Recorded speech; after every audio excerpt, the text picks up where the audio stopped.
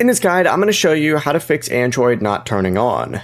This is Aiden from JustPause, and before we get into this guide, make sure to like the video and subscribe to the channel with all notifications on. It really does help with the channel, and it lets us know that you want more content like this, so we greatly appreciate it. If at any point throughout this guide you did have any questions, just ask them down in the comment section below, and we can help you out further. I'm going to be doing my best to reply to every single comment down there. First, go ahead and connect the phone to a charger and leave it charging for at least 10 minutes. If the battery is completely drained, it may take a few minutes before anything appears on the screen. If it still won't turn on, you're going to want to perform a force restart, and to do this you need to go and press and hold on the power and the volume down buttons. Press those together for about 10 to 15 seconds and then release them when the screen lights up or the phone logo appears. If the screen remains black, check the charging port for dust or lint that may have been blocking the connection.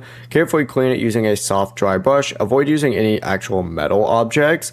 And then you should also test a different charging cable, a different power adapter, and a different wall outlet.